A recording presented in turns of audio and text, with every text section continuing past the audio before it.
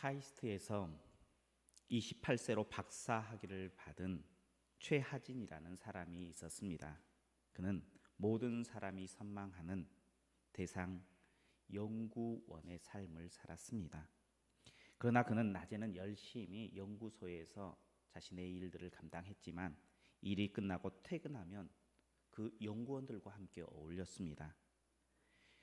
서양파와 동양파로 나누어졌는데 서양파는 카드를 하였고 동양파는 화투를 했습니다. 이 최한신이라는 분은 동양파에 속해서 광을 팔고 여러 가지 것들을 했습니다. 그러던 어느 날 갑자기 내가 이렇게 살아야 하나라는 생각이 들었다고 합니다. 그는 모태신앙이었습니다.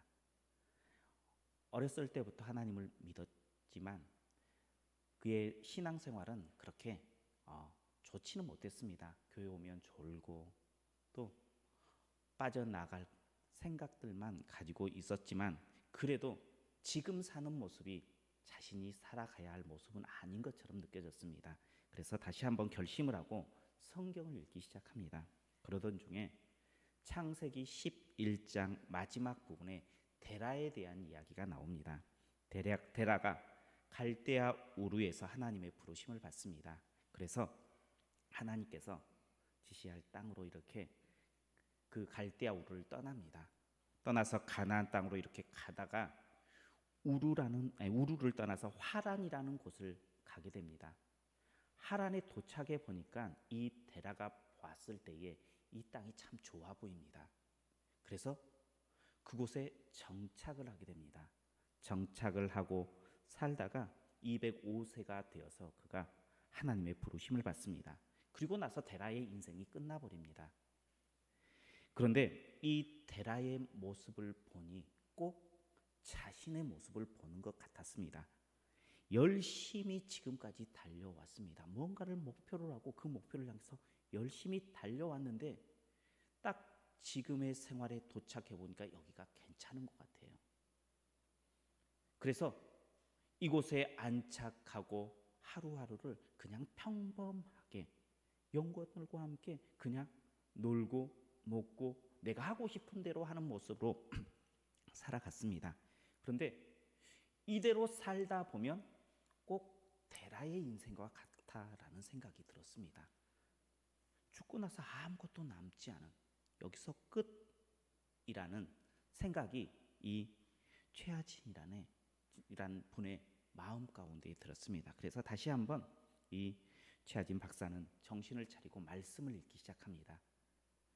말씀을 열심히 묵상하는 가운데에 그리고 기도하는 가운데에 하나님께서 중국 대학생들에게 대한 사명을 주십니다.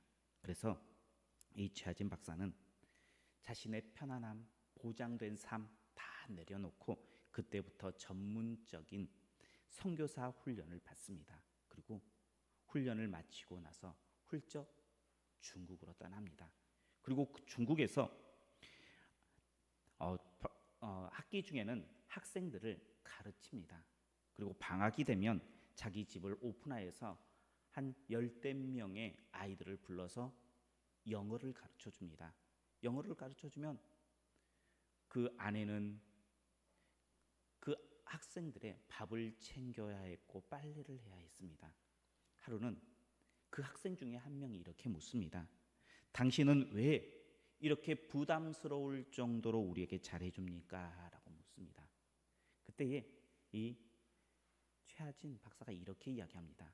나는 그리스도인입니다. 나는 인생의 목표 없이 아무 의미 없이 살았던 적이 있었습니다. 그런데 그때에 예수님께서 내게 오셔서 큰 사랑을 부어주었습니다.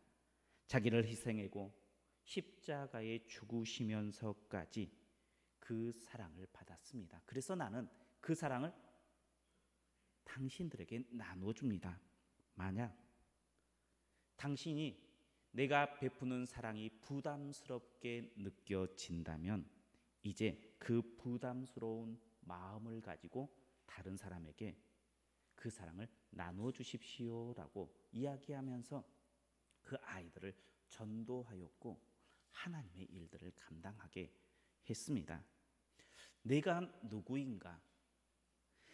내가 무엇을 하며 살아가야 하는가? 그것이 발견되면 그 인생은 달라질 수밖에 없습니다. 평범한 인생에서 의미 있는 삶으로 살아갈 수 있습니다. 지금 혹시 우리 성도님들께서는 어떻습니까? 데라의 인생처럼 여기가 좋습니다라고 하면서 멈춰 있는 삶은 아닙니까? 열심히 달려왔습니다. 신앙생활도 열심히 했습니다. 그런데 어느 순간에 보니까 내가 안정적이에요. 더 이상 크게 바랄 거 변화 일어나지 않아도 될 것 같아요. 그래서 여기에 만족하며 신앙생활하고 있는, 그리고 그 삶에 만족하며 생활하고 있는 나 자신을 발견하지는 않는가라는 것입니다. 최하진 박사는 이때가 위기임을 알고 다시 일어났습니다. 우리 성도님들도 이제 내가 그런 마음, 데라와 같은 삶을 살고 있다면 깨워 흔드십시오. 그리고 나 자신이 가야 할 길을 다시금 바라보십시오. 내가 어떤 존재인지 깨닫는다면 우리의 인생은 달라질 줄 믿으시길 바랍니다. 우리 옆에 분들과 함께 인사하겠습니다. 당신은 하나님의 사랑받은 자녀입니다.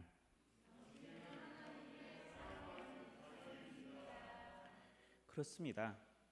나는 하나님의 사랑받는 존재이고 옆에 있는 분들도 하나님의 사랑받는 존재예요.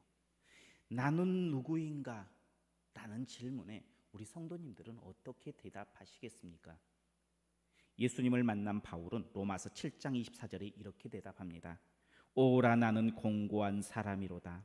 이 사망의 몸에서 누가 나를 건져내랴. 바울은 자신이 지금 죄와 사망의 권세에 속박되어서 이 어두움 가운데에 벗어날 수 없는 처참한 자신의 모습을 표현하고 있는 것입니다. 그런데 바울이 진짜 그런 처참한 환경 가운데에 있었습니까? 바울의 모습은 어떻습니까? 육체적으로 로마의 시민권을 가지고 있었습니다. 그가 배운 것은 최고의 선생에서 최고의 학교를 나왔습니다. 우리나라로 보면 서울대 법대를 나왔습니다. 그리고 그의 앞으로의 삶은 어떻습니까? 우리 보면 국회의원이 부장되어 있고 이 사람은 나중에 대통령 될 사람이야. 모든 사람들이 다 인정할 만큼 이 바울의 인생은 앞으로 화려하게 펼쳐질 그런 사람이었습니다. 그런데 그런 바울이 예수님을 만납니다. 그리고 나서 눈을 떠요. 육체의 화려한 것 뒤에 영적으로 썩어 문드러져 있는 자신의 모습을 발견해요. 그래서 고백합니다. 오라 나는 공고한 사람이로다. 누가 나를 이 사망의 몸을 건져낼 수 있으리요 하면서 자신의 영적인 어두운 부분들을 바라보게 됩니다. 그리고 나서 바울은 다른 인생 살아가고 있는 바울을 우리는 잘 알고 있습니다. 그렇다면 바울은 그렇게 자신을 보고 다른 인생을 꿈꾸며 인생을 바꿨습니다. 최하진 박사님도 자신의 모습이 그렇게 되어서는 안 되는 모습을 보고 바뀌었어요. 우리 성도님들은 어떤 존재일까요? 나는 어떤 모습으로 살아가야 할 존재일까요? 나를 발견하면 우리의 인생이 밝아지게 될 줄 믿으시길 바랍니다. 오늘 본문을 통해서 나는 어떤 사람인지, 나는 어떤 존재인지, 나는 어떠한 삶을 살아가야 할 사람인지를 깨닫는 시간 되시길 축복합니다. 먼저 우리는 하나님의 사랑받는 존재입니다. 우리 4절 말씀을 같이 보겠습니다. 4절입니다. 사람이 무엇이기에 주께서 그를 생각하시며 인자가 무엇이기에 주께서 그를 돌보시나이까. 아멘. 사람이 무엇이기에 주께서 생각하시며 주께서 돌보십니까? 하나님께서 우리를 생각하신다는 것입니다. 하나님께서 우리를 돌보신다는 것입니다.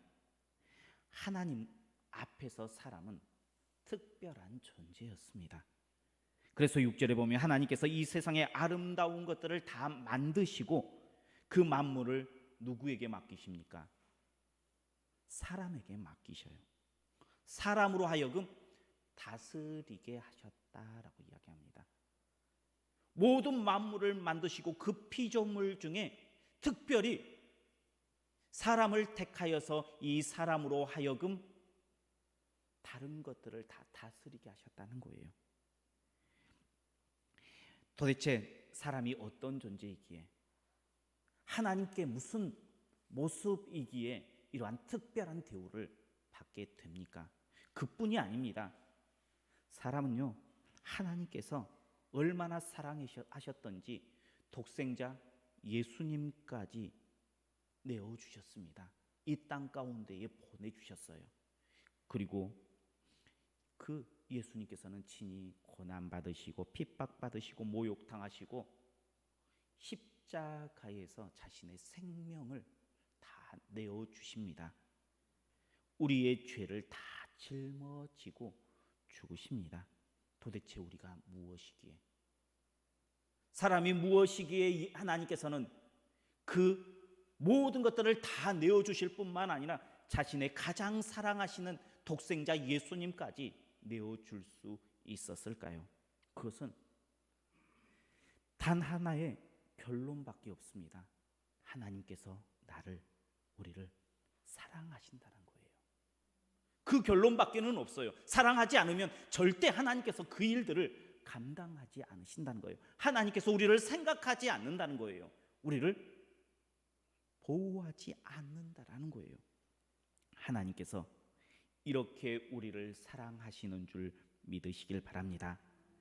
그러면 내가 그런 사랑을 받으면 사랑받는 자의 삶을 살았으면 좋겠어요. 받았던 자가 사랑을 해줄 수 있어요. 우리가 안타까운 이야기, 정은이 사건을 우리는 잘 알고 있습니다. 얼마 전에 검찰에서 정은이 양모에게 살인죄를 적용해서 선고했습니다. 물론 그게 모든 판결이 다 결정된 건 아니지만 검찰은 사형을 내려달라고 이야기를 했습니다. 이 정은이 양보는 왜 16개월 되고 9kg 정도밖에 되지 않은 아이를 그렇게 학대했을까? 왜 그랬을까요? 그의 부모는 목회자입니다. 그는 하나님을 믿는 믿음의 사람이다라고 이야기를 합니다. 그런데 그의 삶을 보면 진짜 사랑받았을까? 부모에게 사랑을 받는 그러한 모습으로 살았을까? 물음표를 던져요. 진짜 하나님의 사랑을 경험했을까? 물음표를 던져요. 왜요? 사랑받은 사람은 절대 그렇게 할 수가 없기 때문이에요.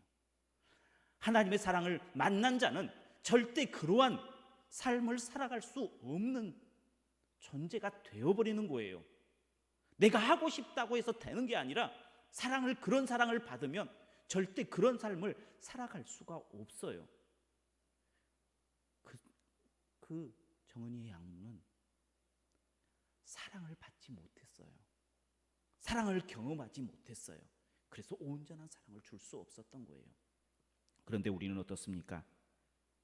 사랑받았어요.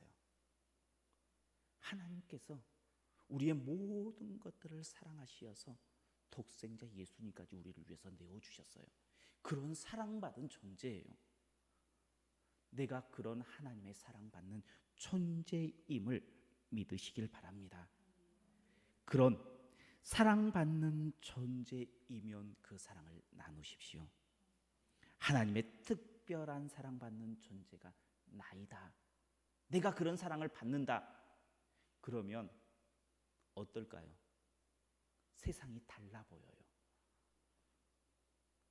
내게 주어진 사명의 길이 보이기 시작하는 거예요. 그런데 많은 사람들은 내가 하나님을 믿는다라고 이야기를 해요. 하나님의 사랑 가운데 거한다라고 이야기를 해요.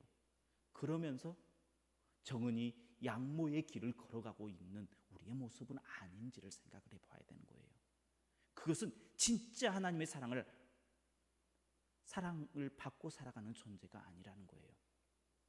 그런데 하나님께서는 우리를 그렇게 사랑하고 계십니다. 내가 그 사랑을 받으십시오. 내가 그 사랑을 받고 있는 존재임을 믿음으로 고백하는 우리 성도님들 되시길 축복합니다. 그럴 때에 놀라운 일들이 우리의 삶 가운데에 나타납니다. 두 번째, 사람은 연약하여 하나님의 돌보심이 필요한 존재입니다. 우리 4절 말씀을 다시 한번 보겠습니다. 4절입니다. 사람이 무엇이기에 주께서 그를 생각하시며 인자가 무엇이기에 주께서 그를 돌보시나이까. 아멘. 주님께서 생각에 필요하고 주님의 돌봄이 필요한 존재가 바로 사람이다라는 겁니다. 이 말은 절대 혼자서는 살아갈 수 없는 존재가 사람이다라는 거예요. 어린 아이에게 엄마가 필요합니까? 필요하지 않습니까? 갓난쟁이에게 엄마가 없으면 어떨까요? 아빠가 키우면 됩니까? 그러한 보호해 줄 이가 없이 어린 아이만 딱 떨어져 있다면 그 아이가 살 수 있을까요? 없을까요? 어떻게 해서 살았어요? 정상적인 삶을 살까요? 못 살까요? 어린 아이에게는 부모가 필요합니다. 그 말은 성도에게는, 아니 우리 모두에게는 반드시 하나님이 필요하다는 거예요. 하나님의 도우심이 있어야 된다는 거예요. 그만큼 우리는 연약한 존재임을 알아야 된다는 거예요. 그런데 어린 아이 혼자 있을 때는 약합니다. 그렇지만 그 어린 아이에게 부모가 있으면 절대 그 아이는 약한 존재가 되어지지 않아요. 왜 그렇습니까? 그의 부모가 이 아이의 필요에 따라서 다 공급해 주기 때문이에요. 다 막아주기 때문이에요. 보호해 주기 때문이에요. 그러기에 혼자 어린 아이의 모습으로 살아가면 우리는 잡아먹힐 존재이지만 나는 연약합니다 고백하며 하나님의 돌보심의 품 안으로 들어간다면 우리는 더 이상 약자가 되어질 수 없습니다. 우리는 하나님의 품 안에 있으면 강한 자가 됩니다. 그래서 2절에 이렇게 말씀하십니다. 주의 대적으로 말미암아 어린 아이들과 젖먹이들의 입으로 권능을 세우시며 이는 원수들과 보복자들을 잠잠하게 하려 하심이니라. 젖먹이들과 어린 아이들을 권능을 세워서 보복자와 그 대적들을 잠잠하게 하신다라고 하나님께서 그들에게 힘을 주시겠다라는 거예요. 가장 연약한 자, 그가 어린아이입니다. 젖먹이입니다. 그런데 그런 연약한 자들을 들어쓰십니다. 하나님께서 들어쓰시는 사람은 강한 사람이 아니에요. 잘난 사람이 아니에요. 연약한 사람이에요. 하나님 앞에 나는 연약합니다 고백할 때에 하나님께서 쓰십니다. 고개를 뻣뻣이 들고 나 정도는 하나님께 쓰임받을 수 있잖아요 라고 하면서 하나님 앞에 나아가면 하나님께서 그래 너는 능력이 되니까 내가 귀 쓸게 하면서 쓰지 않으십니다. 하나님 나는 부족합니다. 연약합니다 고백하며 고개를 숙일 때에 하나님께서는 그를 강함으로 세워주십니다. 그 말은 나의 약함 가운데에 강함이 숨겨 있다는 거예요. 사람들은 어떻게 생각합니까? 나를 강하게 보이려고 해요. 누구보다 강하게 보여서 다른 사람들을 내 밑에 두려고 합니다. 그런데 때로는 성도들도 교회에 나와서 나의 강함을 드러내려고 해요. 나의 잘남을, 똑똑함을 드러내려고 해요. 그런데 하나님께서는 그런 잘나고 똑똑한 사람이 아니라 나는 연약합니다. 나에게 오시어서 나를 다스려 주시옵소서. 고백하는 그들을 하나님께서는 크게 사용하고 그를 승리케 하신다는 거예요. 그러니 하나님 앞에 나와서 나는 연약합니다 고백할 수 있는 우리 성도님들 되시기를 축복합니다. 연약함 속에 승리가 숨겨져 있고 연약함 속에 나의 능력이 숨겨져 있는 줄 믿으시길 바랍니다. 그것이 바로 우리가 걸어가야 할 길입니다. 이렇게 내가 연약합니다 고백할 때에 하나님께서 승리 주십니다. 그러니 안 된다, 못하겠다, 힘들다, 어렵다 말만 하지 마십시오. 내가 안 되면 그것이 은혜예요. 내가 힘들면 그것이 은혜예요. 내가 어려우면 그것이 하나님께서 우리에게 주시는 귀의 힘으로 하나님 앞에 하나님 힘들어서 어려워서 부족해서 안 되겠습니다. 하나님 도와주십시오라고 하나님 앞에 기도하십시오.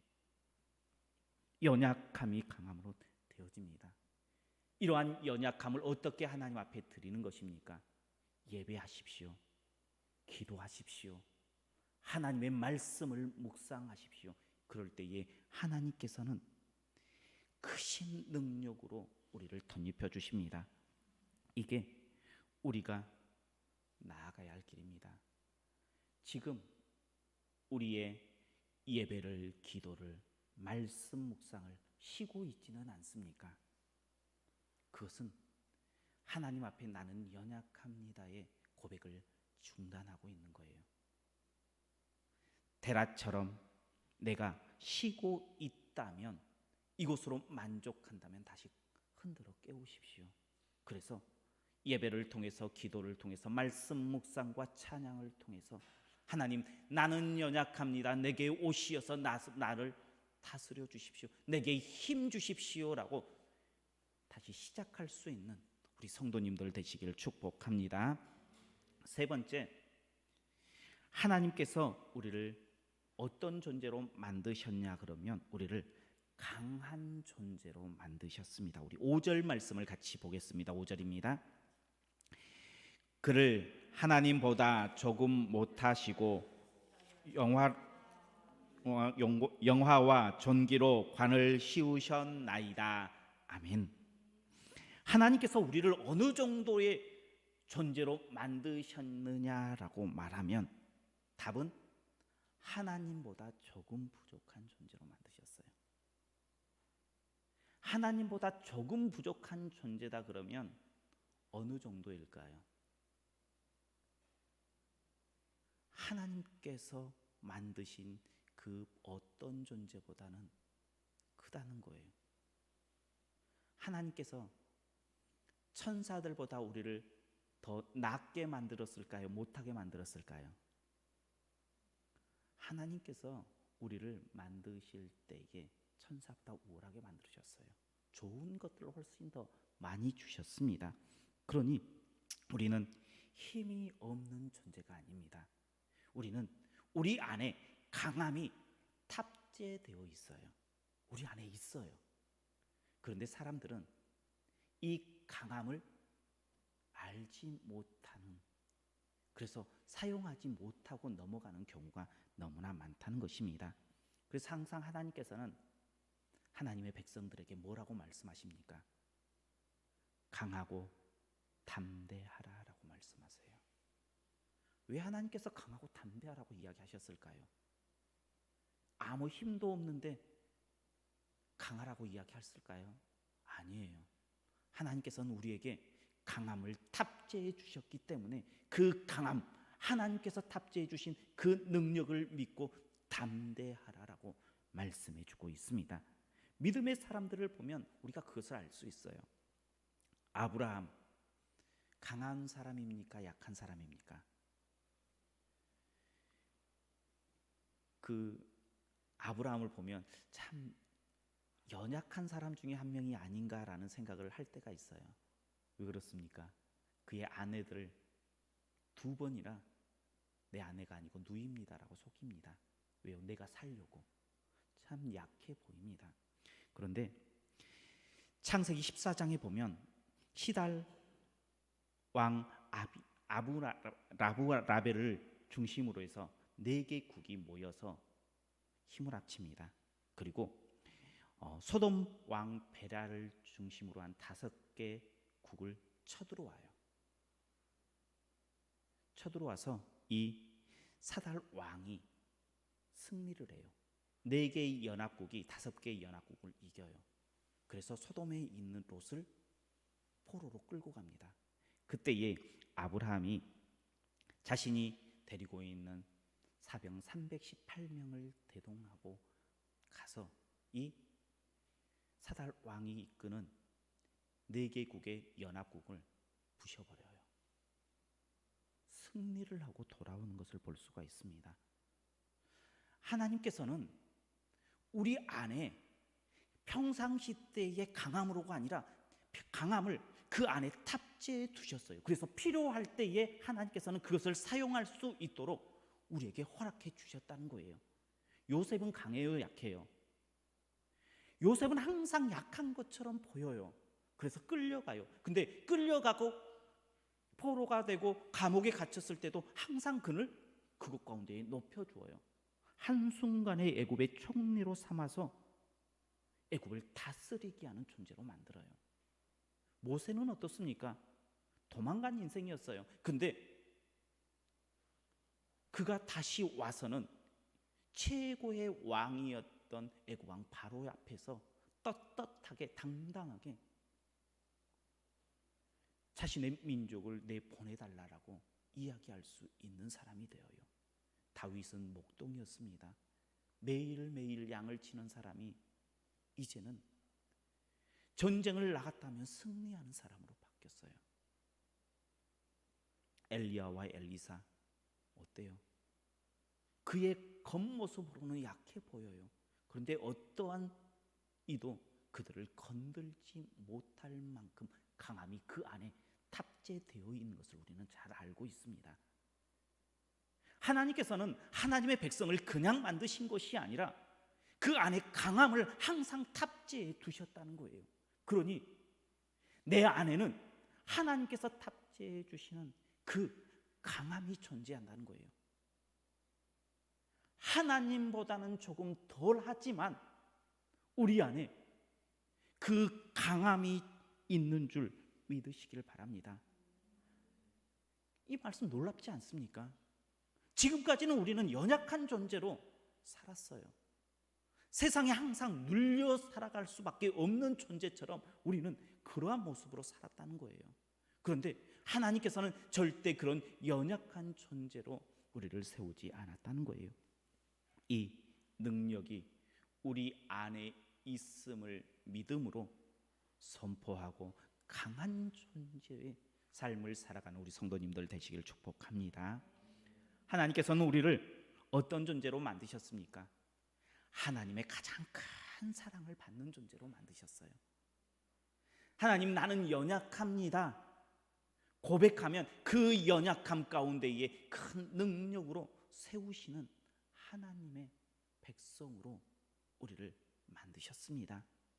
우리 안에 평상시 때는 연약한 모습 가운데에 살아가는 존재일지 몰라도 그 안에는 강함이 탑재되어 있어서 어떠한 순간에도 어떠한 상황에도 승리할 수 있는 존재로 우리를 만드셨다는 것입니다. 그러니 당당하십시오. 담대하십시오. 가장 위대한 사랑을 받고 있는 존재입니다. 가장 위대한 분의 보호를 받고 있는 존재입니다. 우리 안에 강함이 탑재되어 있는, 언제든지 내가 그 강함을 입고 나아가면 승리할 수 있을 만큼 우리는 강한 존재입니다. 이러한 나 자신을 알고 고백하고 선포함으로 주님께서 주시는 우리의 삶의 터전에서 하나님의 백성으로 온전한 삶을 살아가는 우리 성도님들 모두가 되시길 축복합니다. 기도하겠습니다. 언제나 우리와 함께 하시며 우리의 삶을 주장하여 주시는 여호와 하나님, 하나님께서 우리를 만드실 때에 귀한 존재로 만드셨습니다. 사랑받는 존재로, 연약합니다 고백하면 그 연약함 가운데에 하나님의 능력을 받는 존재로, 강함이 탑재되어 있는 존재로 만들었습니다. 그런데 하나님, 지금 우리의 인생이 대라의 길을 걷고 있지는 않습니까? 지금 있는 곳에 만족한 삶을 살아가고 있지는 않습니까? 이제 그 대라의 현장 가운데에 깨치고 나와 하나님께서 우리를 만드신 그 위대하고 사랑받는 존재로 다시금 살겠습니다 고백할 수 있는 우리 믿음의 백성 다 되게 하여 주옵소서. 예수님 이름으로 기도하옵나이다. 아멘.